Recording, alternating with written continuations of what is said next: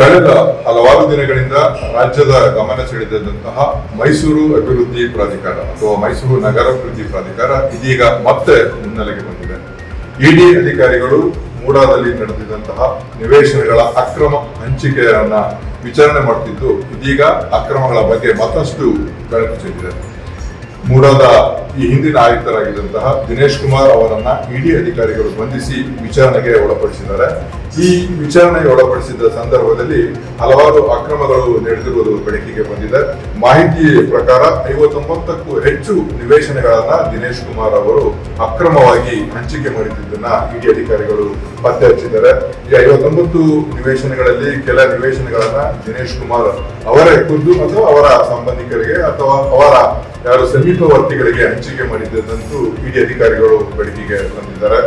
ಪ್ರಮುಖವಾಗಿ ಮುಖ್ಯಮಂತ್ರಿ ಸಿದ್ದರಾಮಯ್ಯ ಅವರ ಪರಮಾಪ್ತ ಎಂದೇ ಗುರುತಿಸಿಕೊಂಡಿರುವಂತಹ ಇನ್ಕಲ್ ವ್ಯಕ್ತಿ ಪಾಪಣ್ಣ ಎಂಬುವವರಿಗೆ 31 ನಿವೇಶನಗಳನ್ನ ಈ ರೀತಿ ಅಕ್ರಮವಾಗಿ ಹಂಚಿಕೆ ಮಾಡಿದ್ದನ್ನ ಇಡಿ ಅಧಿಕಾರಿಗಳು ಇದೀಗ ಪತ್ತೆ ಹಚ್ಚಿದ್ದಾರೆ. ಈ ಎಲ್ಲ ನಿವೇಶನಗಳು ಅಂದ್ರೆ ಇಡಿ ಅಧಿಕಾರಿಗಳು ವಶಪಡಿಸಿಕೊಂಡಿರುವಂತಹ 59 ನಿವೇಶನಗಳ ಒಟ್ಟು ಮೌಲ್ಯ 60 ಕೋಟಿಗೂ ಅಧಿಕ ಅನ್ನೋ ಒಂದು ಮಾಹಿತಿ ಲಭ್ಯವಾಗ್ತಿದೆ. ಈ ಎಲ್ಲ ನಿವೇಶನಗಳು ಮೈಸೂರಿನ ವಿಜಯನಗರದಲ್ಲಿ ಹಂಚಿಕೆ ಆಗಿದ್ದು ಅಂಶವನ್ನು ಸಹ ಇಡಿ ಅಧಿಕಾರಿಗಳು ತಮ್ಮ ಒಂದು ದಾಖಲೆಯಲ್ಲಿ ಬಹಿರಂಗಪಡಿಸಿದ್ದಾರೆ. ಏನು ಈ ಹಿಂದೆ ಮೂಡಾದ ಅಧ್ಯಕ್ಷರಾಗಿದ್ದಂತಹ ಹಾಲಿ ಮಾಜಿ ಅಧ್ಯಕ್ಷರಾದಂತಹ ಮರಿಗೌಡ ಸಹ ಈ ಒಂದು ಅಕ್ರಮ ಹಂಚಿಕೆಯಲ್ಲಿ ಭಾಗಿಯಾಗಿದ್ದಾರೆ. ಅವರು ಸಹ ನಿವೇಶನಗಳನ್ನ ಅಕ್ರಮವಾಗಿ ಹಂಚಿಕೆ ಮಾಡಿಕೊಂಡಿರೋದು ಈ ಒಂದು ಇಡಿ ತನಿಖೆ ವೇಳೆ ಪತ್ತೆಯಾಗಿದೆ.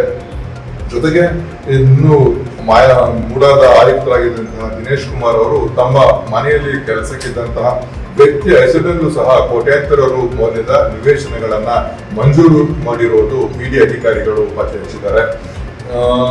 ಜೊತೆಗೆ ಅವರು ಏನು ದಿನೇಶ್ ಕುಮಾರ್ ಅವರು ತಮ್ಮ ಸಂಬಂಧಿಕರ ಹೆಸರನ್ನು ಸಹ ಕೋಟ್ಯಾಂತರ ರೂಪಾಯಿ ನಿವೇಶನಗಳನ್ನ ಮಂಜೂರು ಮಾಡಿಕೊಂಡಿರೋದನ್ನ ಇಡಿ ಅಧಿಕಾರಿಗಳು ಪತ್ತೆ ಹಚ್ಚಿದ್ದಾರೆ. ಕಳೆದ ಕೆಲ ದಿನಗಳಿಂದ ಈ ಇಡಿ ಅಧಿಕಾರಿಗಳು ತನಿಖೆಯನ್ನ ನಡೆಸುತ್ತಿದ್ದು, ಇದೀಗ ಒಂದೊಂದಾಗಿ ಯಾವ್ಯಾವ ಅಕ್ರಮಗಳು ಎಲ್ಲ ಬೆಳಕಿಗೆ ಬರ್ತಿದೆ.